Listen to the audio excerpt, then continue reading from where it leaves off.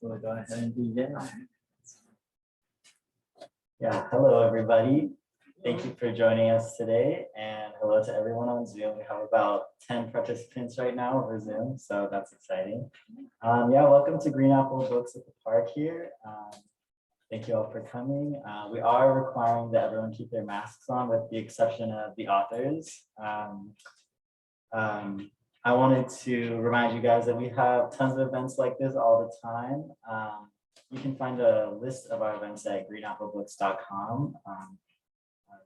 Two events that you might be interested coming up are on Friday, October 22nd, we have poet Teresa K. Miller in conversation with Jenny Key and Roxanne Beth Johnson, celebrating her collection Borderline Future. And on Tuesday, October 26th, we have Amanda Moore, Benjamin Gucciardi, and Shelley Wong celebrating Requeening by Amanda Moore. So those are also poets, so that should be very exciting. And again, we do stream all of our events live on Zoom, so you don't have to be here to be able to participate. And we even take questions over Zoom too. Yeah, so thank you so much for the authors for coming. We have both of their books available for purchase at the front counter. So please, support our business. It'll allow us to stay here longer. The money goes to the authors as well, and you get to keep a book. So that's awesome. So to introduce our authors, we have Renata Aron right here. She's a writer and editor living in Oakland, California. Her work has appeared in the New York Times, the New Republic, the LA Review of Books, and elsewhere. Her book, Good Morning, Destroyer of Men's Souls, a memoir of women, addiction, and love, was released last year. So congrats on that. And Lilly Dancyger, author of Negative Space, an illustrated memoir selected by Carmen Maria Machado as a winner of the Santa Fe Writers Project Literary Award, and the editor of Burn It Down, an anthology of essays on women's anger, which we also, yes, we have that available as well. Her writing has been published by Longreads, Bomb, The Washington Post, Glamour, Playboy, Rolling Stone, and more. She lives in New York City, but you can find her on Twitter at Lilly Dancyger. And we are so lucky to have her tonight at San Francisco at Green Apple Books. So without further ado, first we're going to hear from Nina. So give a round of applause, make some noise. Oh, you weren't going to be reading? Oh yeah, you're in conversation. So sorry about that. So, yeah, so you guys can come on up. Yeah, sorry. You're just making Lily read.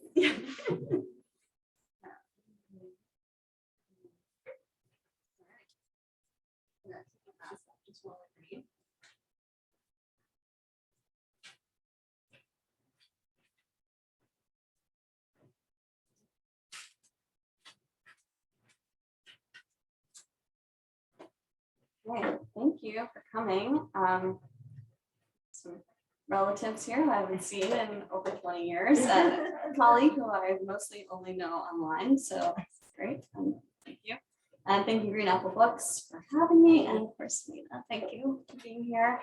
I'm going to read a short section just from the very beginning, because the book starts in San Francisco. And this is describing a day that I always think of when I come back to the city. So I'll start there. There's a photograph of my father laughing on the last day I saw him alive. It's in a two-part frame with a picture of me also laughing, taken in the same moment. His hand is over his mouth, covered in nicks, cuts, and calluses from working with wood and concrete at his construction job and in his art studio. Our faces are both red from laughing until we were gasping for air. I look at these photos and try to hear the sound. Sometimes I can remember his laugh, and sometimes when I try, there's just silence. I can't remember what was so funny either, but I remember how totally enraptured and entertained I was by him, and how proud to know that he felt the same about me. It was Easter Sunday, 2000. I was 11, almost 12. I hadn't seen my father in half a year, and we were living on opposite sides of the country. My mother had brought him to San Francisco to spend the weekend with him. At the end of that Sunday, the three of us had dinner at a 50s-style diner covered in chrome called Hamburger Mary's on Folsom Street. Sitting in the red vinyl banquette, I had a grilled cheese and a chocolate milkshake, which I drank as slowly as possible to extend our visit by just a few more minutes. I imagined I might finally get, we all talked and laughed together so comfortably that I imagined I might finally get the wish I've been holding on to for 4 years, that my parents might remember that they loved each other and get back together. When my milkshake was gone and it was time to go, I cried and held on to fistfuls of my father's shirt like I had when I first learned he wasn't going to be living with us anymore. I dug my nails into the flannel and breathed in the stale cigarette smoke and the faintly chemical plaster smell. He hugged me and let me cry, waiting for me to get it all out.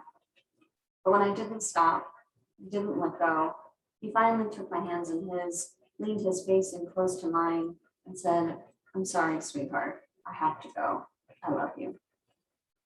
He wrote me a letter on his bus ride home. Starting with his signature self-deprecating humor, he wrote, "You somehow managed to look so much like my daughter. The Shackman family resemblance is very strong, and yet still you managed to be so beautiful." He implored me not to let adolescence shrink me.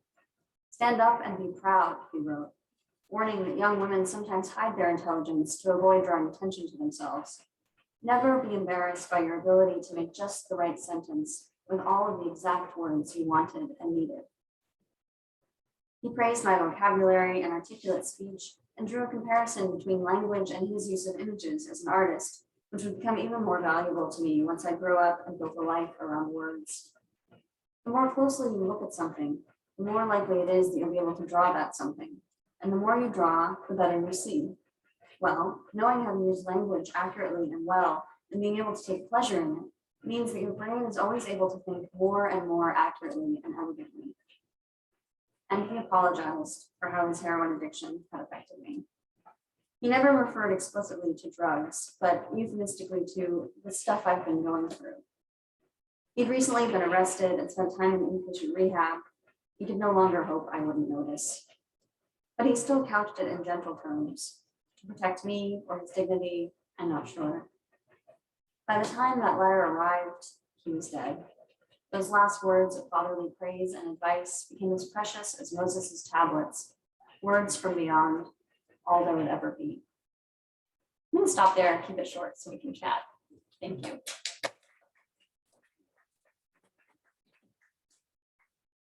How about me taking my mask off? I'm gonna be masked That's off. fine. Thank you. I so that I don't have to hold the phone, maybe Lorenzo, could you give me a little wave when we want to take some audience questions? That would be awesome. Hi. Hi. I love this book so much. I'm Renata Aron. I'm so happy to be here and to celebrate Lily's incredible memoir. And I have more questions than we could possibly squeeze into this time. So I'm probably gonna have to write you a letter after this. But I wanted to start by, I mean, I think you know, and I've said on social media and to anyone who will listen, that this is such a weighty book, such a beautiful book, but also one of those rare books that feels like it's kind of the culmination of like a lifetime's worth of thinking and of experiences and emotions and questions. And that makes it feel very substantial, and a lot sort of coalesces here. And I wonder, I mean, to start us at the end, post-publication, how it has felt to let go of this thing after working on it for a long time, and how it feels to see it in the world and be hearing from people who are having their own experiences reading. Yeah. I mean, it feels great. You know, I worked on it for 11 years, and for about 9 of those years, I thought I was almost done. So I was at that almost point, that ready to let go of it point for almost a decade. So to finally be able to do that is a huge relief, and it's really exciting to see it out in the world and see that it is a real thing, and that that I finally reached that period and it wasn't just a delusion in my head that it would eventually be published. But it's also definitely a little bit disorienting. You know, I had to kind of refine my footing. So like now what do I do with my free time? Now what do I think about and make notes about? And what am I building toward after so long of being able to revise and revise and revise? And getting to the point where it was not out yet, but I was no longer allowed to touch it was excruciating. Finding, you know, one more little sentence that I wanted to tweak. And of course, a couple typos made it even into the final thing, even after editing it a million times. And so it's even on my editor saying, please, I'm sorry, just one more last little tiny thing. So yeah, it's good. I mean, it feels great, but I think as with any big life change, it also is a little disorienting, a little unmooring. Did you feel like another kind of grief? You say somewhere in the book that you sort of feared that you would have to grieve again once you weren't connected through this project in such an intense way. Yeah, I still think that might still be coming. But so far, I'm still in the book's orbit. You know, I'm like here doing this event. I'm still very much connected to it, and it feels like the project is still ongoing in that way because I'm still doing the work of getting it out there and talking about it and connecting with readers. But as this starts to decline, you know, definitely I'm past the first initial flurry of that and kind of on the downward slope of it. And so I don't know. I still think there probably will come a time when like I'm really done with the promotion for this and really focusing on the next thing where it will feel weird. Hi, Mark.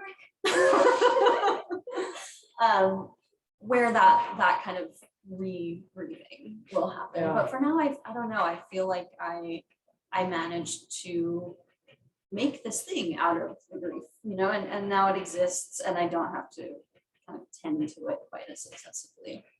Do you feel like it has cleared space for you to begin new projects? Yes, I am working on some new stuff, which I'm really excited about. I mean, that was a big part of the eagerness to be done with this for so long, was that I felt like I couldn't really put my full energy into any new work until this was out there, because I had already put so much work into this and I had to just reach that milestone first. And so meanwhile, like a decade's worth of other ideas were building up and having to wait in line, you know.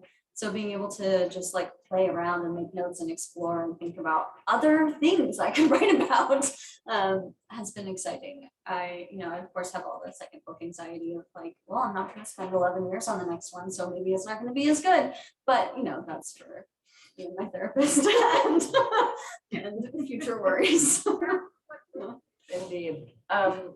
One of the things that, I mean, obviously the place where our books overlap, one of the places is in that they both deal with addiction, and yours, I had such an emotional experience reading it, both because I had addiction in my family, but it wasn't my parents, but also because I'm a mother and a person in recovery, and there's something so incredibly poignant and really gratifying, I think, as a parent to read.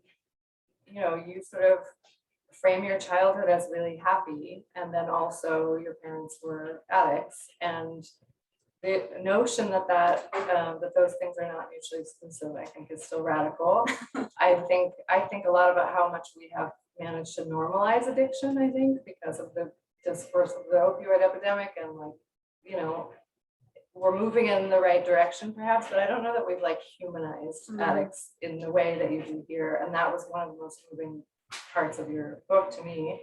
And I wondered all throughout whether that was intentional or whether you sort of just wrote your way into your life, your father's life, your childhood, and you ended up sort of, and one of the ways that you do humanize it is by sharing your own experiences of drug use and alcohol, and spending a little time on that kind of razor's edge of thinking that maybe you have this capacity in you too, or maybe anyone does.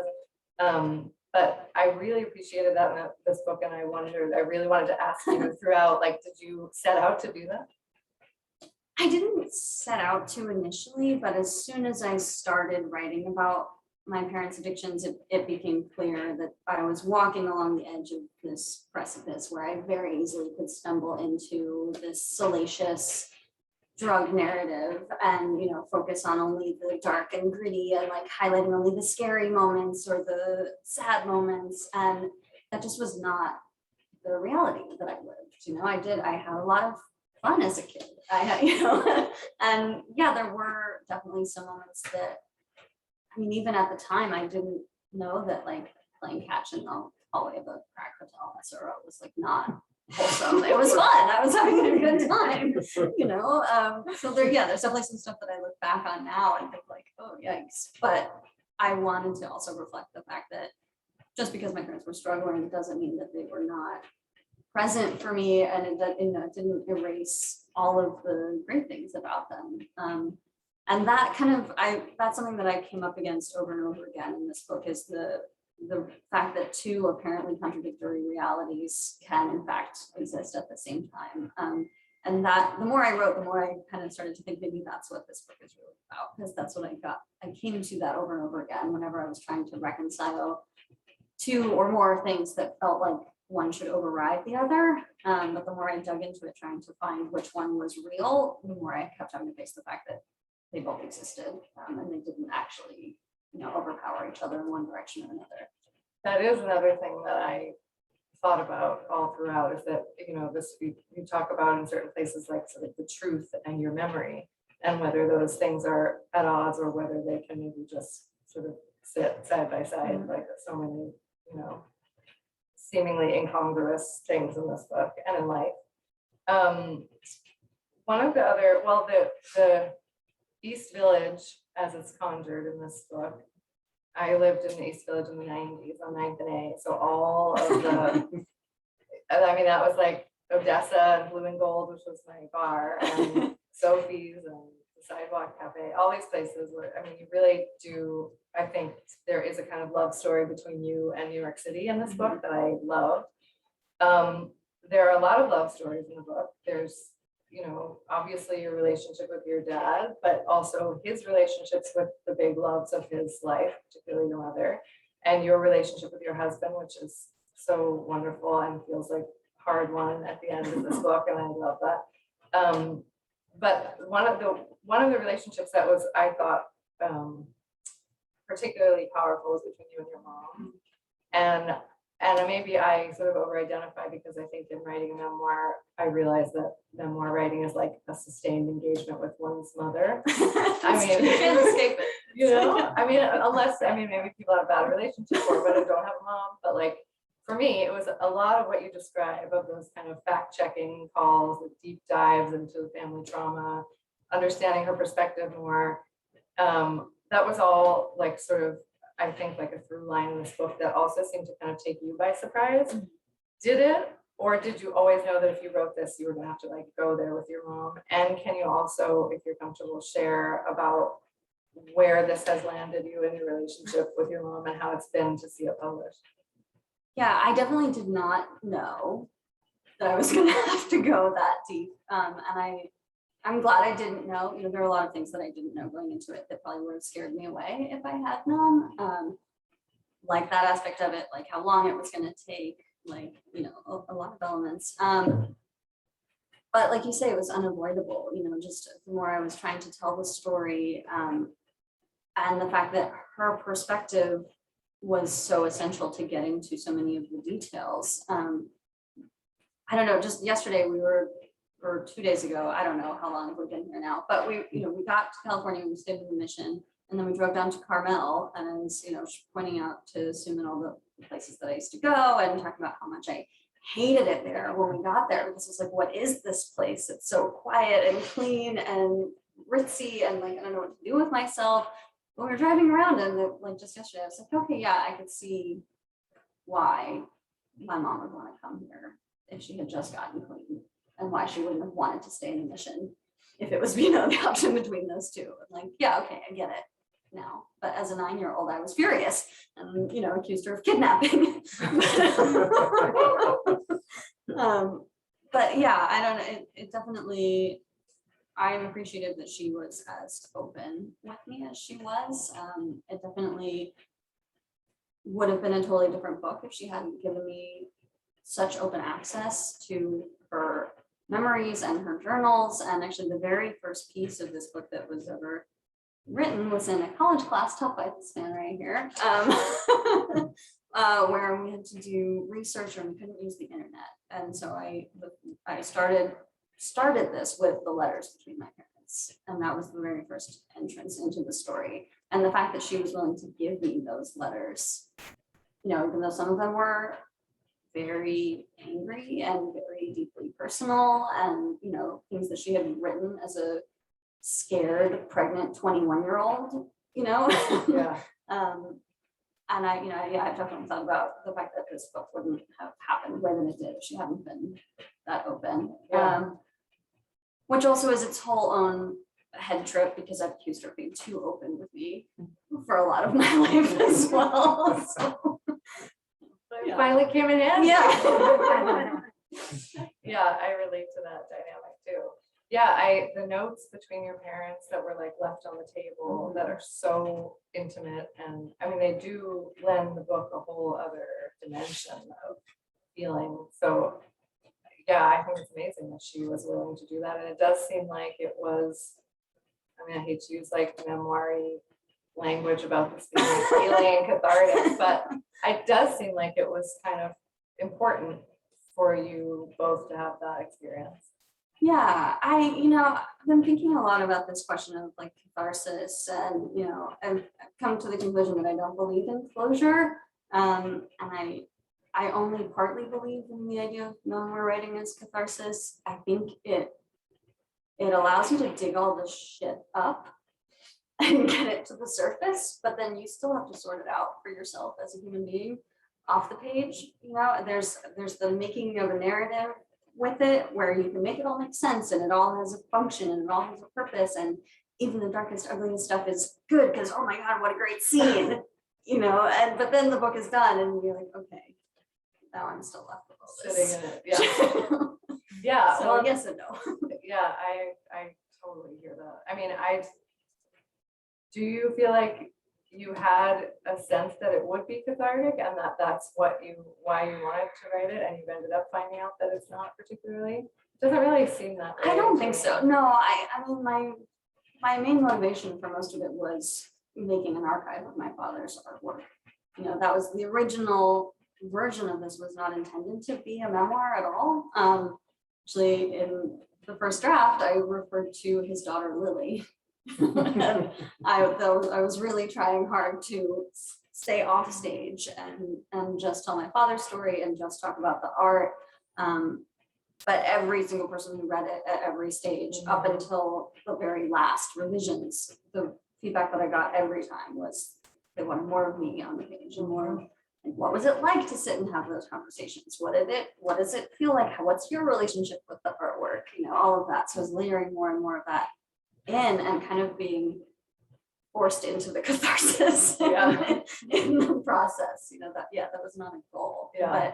But it was something that became clear was necessary to write the story. There were a few points where I got to kind of an end point and was like, okay, I have to write about this now, which means first I have to figure out how I feel about this, and I have to feel those feelings, and I have to spend a couple months being angry or sad or confused or whatever and write during that time. And that was how I figured out how to articulate a lot of the difficult emotions, was just kind of flinging myself into them and recording what was happening along the way and then making sense of it after the fact. So it's exhausting. And I can imagine. Did you feel like, I mean, I have the sense that I hear a lot of people talk about women's memoirs in ways that I find like vaguely disparaging, even though they probably don't mean it. But it's almost like the thinking is that like we just like sit down in a fever and just like write down everything that happened, and the kind of like, that it's like a journal or something. And maybe because I have also written one recently, I was so aware of the sort of like acts of curation here, particularly with regard to your father's artwork, which I want to talk about after this. But how did you decide to tell the story in this way, to conduct interviews for one, to start and end in San Francisco. Yeah, well, the interviews are a remnant of the artist monograph version, so that was me going into it trying to be an art historian of my father's work. The structure took a lot longer, and the structure was pretty much, this is the last one I tried out of like a couple hundred. But once I realized that the narratives, like my narrative and my father's narrative, could dovetail in this way, and that mine started where his ended, the opportunity for that symmetry presented itself. Where we start, the part I just read is for the purposes of this book, the beginning of my story. It starts with his death and then weaves along until we end with the end of his story, which happens to be that same point in time. And I just liked the symmetry of that and the circular nature of it. I do want to talk about the art, which is, he was so prolific and it's so good and so cool. And I love that you, I'm curious about how you decided to put certain pieces in this book and where, how you decided to put them like sort of in conversation with your writing. There were a few places, there's one place in particular where you're talking about the end of your parents' marriage and your mother's choice of a sexual partner around that time, and a couple like sort of musings about your own sexuality at that time. And that section of writing ends, and then there's an image of a kind of sculpture of a female figure sort of like offering up her body. And that juxtaposition made me cry. And there was one other place like that in the book where I was just kind of brought up short by the juxtaposition, both because it's very evocative and beautiful that you are putting your own creative work in conversation with your father's, but also because it obviously was just chosen very deliberately. Am I right that it was chosen that deliberately? Yes. Okay. And how did you do that? How did you choose what to put in the book and where it should go? Yeah. And at what point in your writing were you starting to think about that? Okay. You want more questions? Maybe like 4 more. Well, okay, so I'll start with the easiest one of those questions is how I chose what to include. A lot of that came down to just what I had access to. And also I took all the photographs of the sculptures in the book, but I have no photography training. So I was really I just like bought some lights and was like, okay, I'm gonna fly places and set up these lights in this like little photo studio in people's apartments and cross my fingers and hope for the best. So a lot of the sculptures that are in here because the photos came out. Okay. Insider scoop. That's what I wanted.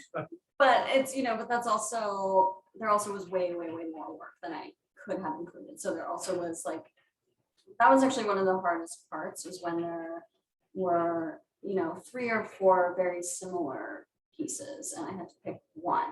And I could just like see my father over my shoulder, like squinting and like shaking his head and like, I knew for sure that he would have had an opinion about which one of those was the best one.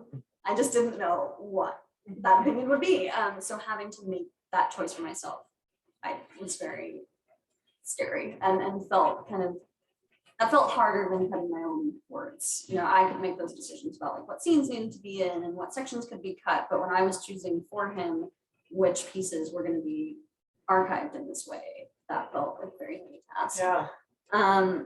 As for, where they are in the text, originally the very first draft was organized around the themes of the artwork. So the very first thing that I put together that was like going to grow into the book was just a timeline color coded of like where he was living and who he was dating and what he was making.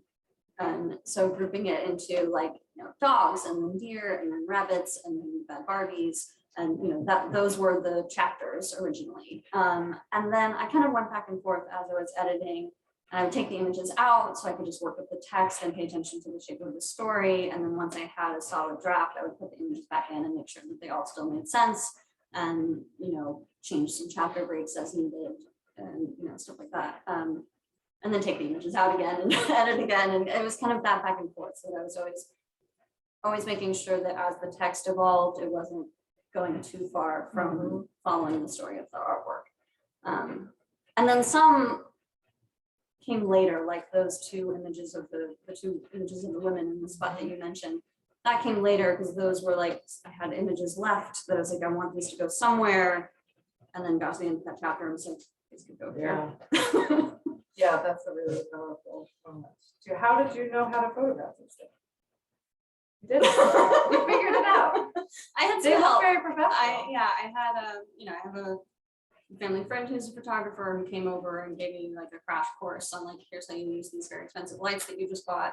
And then, I have a friend who edited some of the photos for me. So, I had some help along the way of like, these are things that I technically don't know how to do. But I couldn't, like, if all of the artwork had been in one place, I would have hired a photographer, but it was all over the place, and I was traveling over a period of years and, to shoot like a couple pieces in San Anselmo and then a couple pieces in Portland and then a couple pieces in Philadelphia. And it was like, it wasn't something that I could hire somebody else to do. So I just had to figure it out. And also that's what my dad would have wanted me to do anyway, right? It's like, you need to do a thing, you figure out how to do it. Yes, for sure. Do you feel like you still hope there will be a monograph of his work, or do you feel like this is that book? Good question. I don't know. I feel like there will still be something else to be done with the images. I would like to make like a big glossy online home for the full color images. I really wanted it to be full color. So that was a concession, even though once I agreed to go black and white, I realized that most of them don't lose a lot from that, but there are a couple, even like the wood tones, like seeing the browns and like the darker brown of the bark, and there are some that are much better in I color. wanted to see the bad Barbies in color. Yeah, there are some bad Barbies that have a lot of great color. Like Yeah. there's some with like hot pink tape and like I have a feeling. Yeah. I love those. Yeah.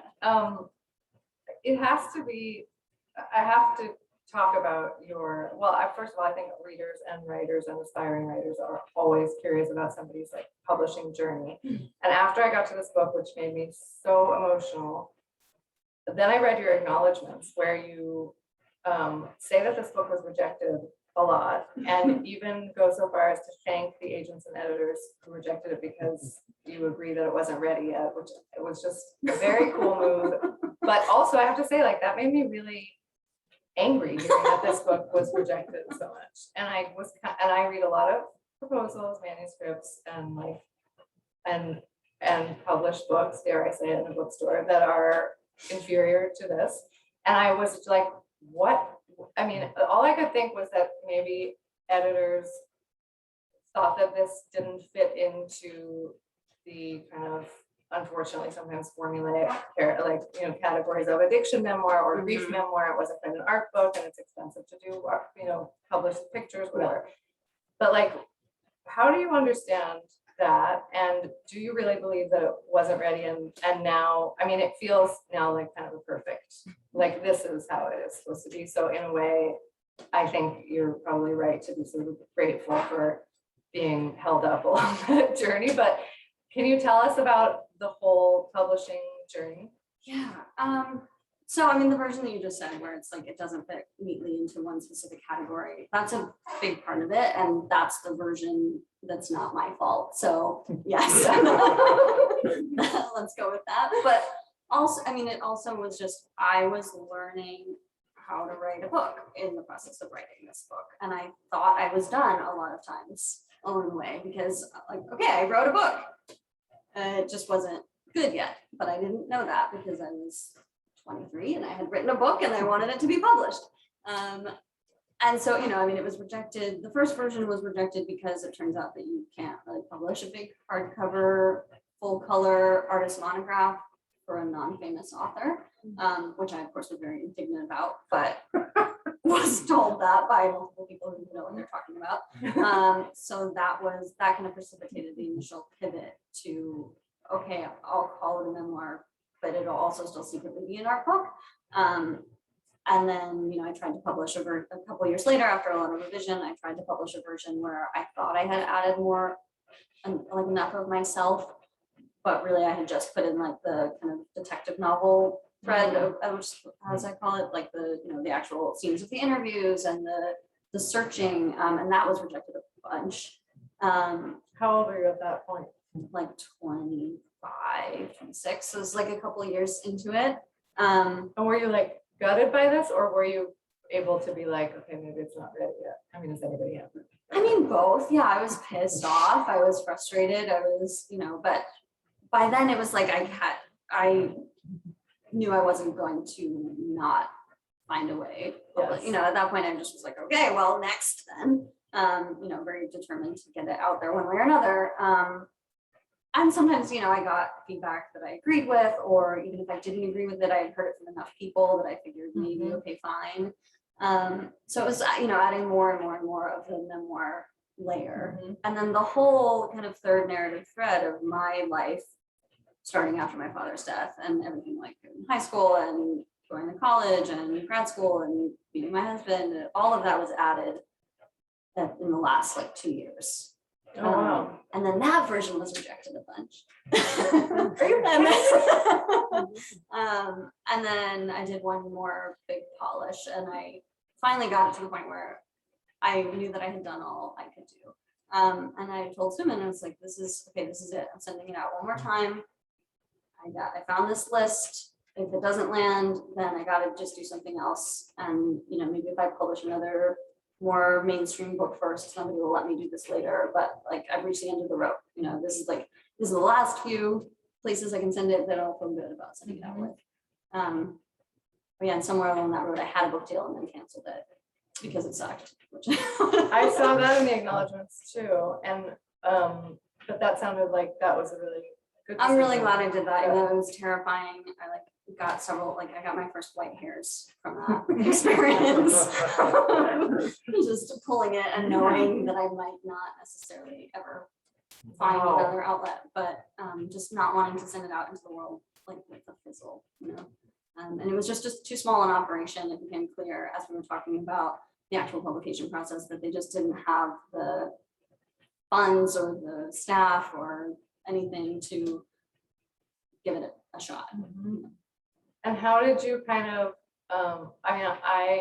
this is very like asking for a friend, but I've been working on a book project that I haven't found a home for, but the process of not finding a home has just made me sort of like cling more tightly to it. And now I am bent on, like, I'm like, well, I am writing it, whether anyone wants it or not. Yeah. Did you find that as you went through that process of dealing with rejection, that it just made you sort of more invested in the project, or were there periods of, and I know it was a long process, maybe there was periods of like a year where you were like gonna sort of let this go? Did you ever want to let it go, or not really? No, I took breaks. There were periods where I was like, okay, I can't, I'm like exhausted, I'm so sick of this, I'm really frustrated and rejected, and like also have to live my life. I did like a really intense 1-year grad school program, so I didn't work on it at all during that point.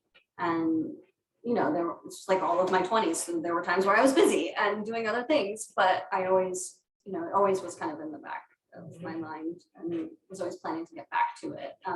And those breaks ended up being good, I think, having to get some distance and then coming back to it and seeing like, oh, okay, that editor was right. Like this is way too long in this part, or whatever. But yeah, I never was gonna not do it. Partly because of how much work I had put into it, but also because I was doing it for my father, and I couldn't start to do that and then not do it. Yes.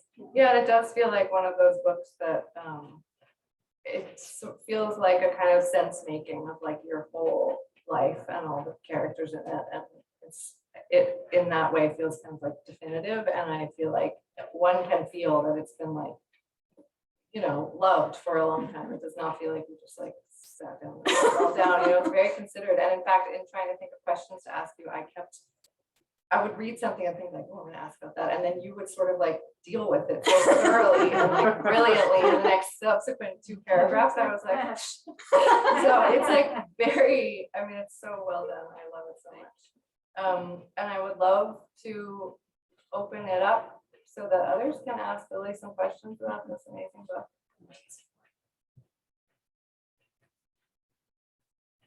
Yeah. So Lily, I know you didn't intend the book as a parenting manual, but I have to say I very much resonate with what you said. I found the book incredibly useful for not just saying like it's okay to be a good enough parent or whatever, but after having read it, there have been a number of times when I've genuinely thought like your book is the only source for why I'm doing okay as a dad, or like why, but still, I guess you're always looking for advice or something. And I wondered what you think. It's a bit more about this question of openness. The thing that struck me was what it meant that your parents gave you these gifts of them being maybe sometimes too open, but material later, but also especially, the fact of having artist parents, that there were these works that you could relate to in different ways as you grew. And how do you feel about the works now? Like, have they become settled for you, or are they overlaid with many different memories? Did that change over the course of life? Yeah, I feel like I got to know them better, they've always been around and are like members of the family and are, pretty much any direction you look in our apartment, you can within eyeshot of a piece. And there are some that have been favorites for my whole life. My first like figure drawing lessons was drawing the Bat Barbies. And I remember, there are some that I have on the shelf that are still the ones that I remember drawing as like a 5-year-old.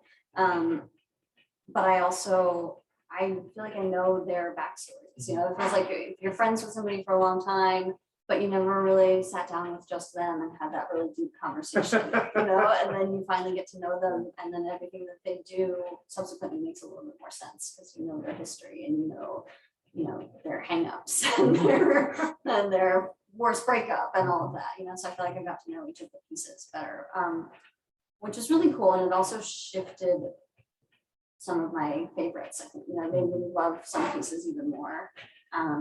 So that's been really cool. Yeah, I don't know. I mean, I love all of them, and I like cycle them. There's some that I want to have on display all the time, and then there's some that get put in boxes, and then some when we had the big art show in New York, and there are a couple that like seeing them in the big room. I was like, I can't put that one back in the box. That's going on the shelf. So yeah. I just have to say, because I'm just sort of the quarter mark here. But the thing so far that impressed me the most was how you took care of yourself and how you just like went, boom, this is not going to be me. So thank you very much for everything you've given me. I'm very impressed with that. And you're writing, of course. Thank you. Since my dad's cousin.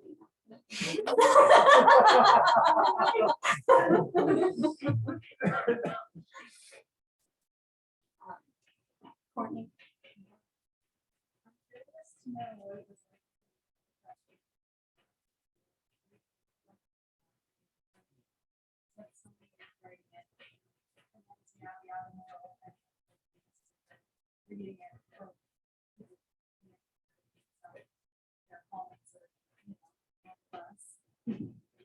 That's gotta be a trip. So then doing that in the presence of the art as a designer. Yeah, that was kind of the moment that made it feel real. I mean, publishing in a pandemic sucks. Don't recommend it. If you can avoid it, wait. And there are things about the Zoom launch, the Zoom events that were great. People being able to tune in from wherever, being able to wear pajama pants and a fancy top. I'm trying to look on the bright side as much as possible. But it also felt very anticlimactic in a lot of ways. Writing a book, you're alone. It's you and the work for years, and then the idea is that eventually you get to share it with people. And so reaching that point and then having it still be me at my computer was like, well, what the hell? What did I do all of that for? So getting to read it to a room full of people that I love and, people who cared about the work. There were a lot of people who came to that show who hadn't seen a lot of that work in person in 30 years. And I could end up seeing on their faces how much it meant to them to see it all displayed like that and displayed with care. That it felt like, okay, I finally have done the thing that I set out to do, which is bring this story and this work into the world for people. So yeah, it's great. Thanks for being there. I feel like a lot of young memoirs and like even op-ed writers have like pressure to write back into part in their life earlier in their career. I'm wondering how you balance, of course, writing something that you want to write about, but also dealing with that pressure from the industry. It's the personal essay industrial complex. Yeah, I think in a way, having this book to work on for so long and from such an early point gave me an understanding earlier on that like there was bigger and deeper work to make out of those experiences, and that I didn't want to just like shoot off a 1,000-word version of like the hardest experiences of my life and sell them for $100 so people could talk about them for 12 hours and then it'll be over. I mean, I definitely published some of those. Anybody who's like trying to get into publishing publishes at least some of those, but I was able to, I think, make the distinction for myself of like work that I was doing because I wanted to get a byline versus like my work, the work that actually means something to me.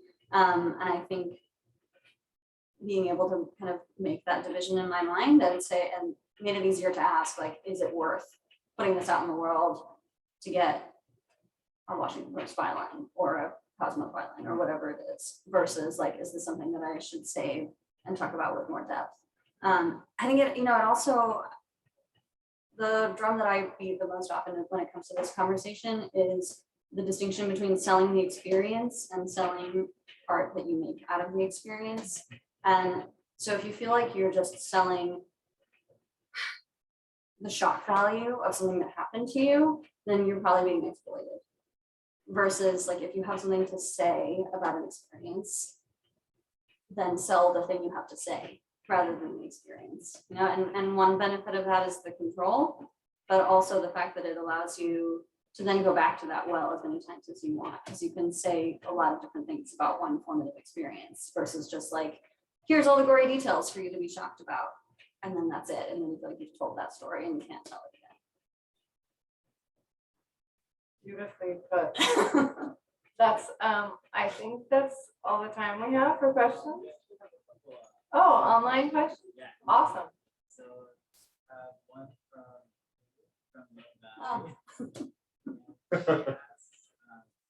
over the time that Lilly spent writing, how, what about your understanding?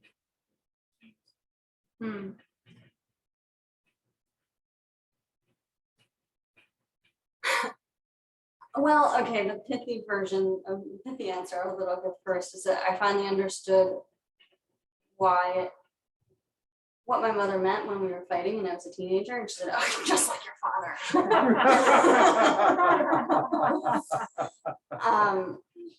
But building up of that, the real version is is getting to see the ways that he was a pain in the ass. I'm getting to see the things that he did wrong and the choices that he made wrong and things that I would argue with him about now. As a kid, I just thought he knew everything and knew the right answer about everything, and I took his word as the truth, and I was a brat to my art teachers in elementary school, being like, well, that's not how Papa showed me how to do it. But now, but then later putting that story together and reading about like how averse he was to compromising it all to try and like make a platform for his art. I think he could have he could have had a lot more success if he had been willing to play ball a little bit. And, you know, thinking about that and wishing that I could have argued with him about it and I could have like cajoled him in that direction a little bit as an adult. Yeah, I don't know. It allowed me to see him as more multidimensional, but seeing the negatives actually, it didn't make me feel more distant from him. It actually made me feel closer to him. It allowed me to see him as a person and allowed me to imagine what our relationship might have been like now as adults if I could have like pushed back against some things. So one other question. I know you did talk a little bit about this earlier, but just to talk about how it felt to capture the photo. To take the photos.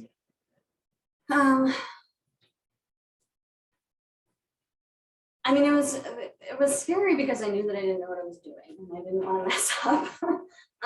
But it also was really fun and cool, and it was a whole other way of interacting with the work, you know, and looking at it and writing about it is one thing, but like crouching down and positioning a piece and like moving it to get exactly the right angle and photographing it from multiple different angles and then looking at them and deciding which one was best and, you know, like dusting them. A lot of them are very dusty and a lot of them are surfaces that are kind of impossible to clean, but I took Q-tips and like tried to get in some of the crevices of the wood pieces and tending to them a little bit in that physical way, not just mentally. It felt very tender. You know, I got to have these intimate moments with the work itself, which was really nice. It felt really good.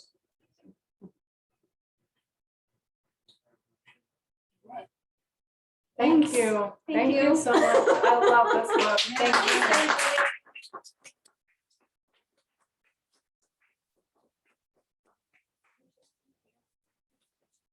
Thanks for joining. Oh, it's so good to see you. Yeah, I thank you. realized at the very last question. I was Not that I'm surprised. Okay. I go back. Well, I'll just checking in. Okay. Yeah, thank you, everybody. This was really a wonderful conversation. Thanks for joining us. You can find more of our events online on the calendar at greenapplebooks.com. And you can tune in over Zoom as well. Thank you to everyone who tuned in. Have a great rest of your night. Thank you. Oh, and a big thank you to the authors, of course. That was amazing.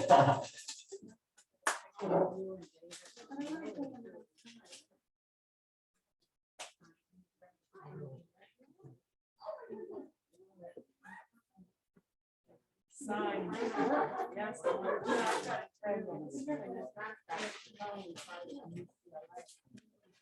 What am I still working on? Probably 10 years.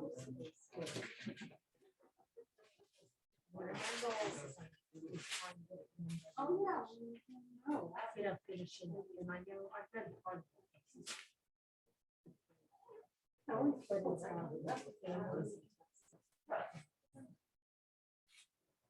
She's coming back to.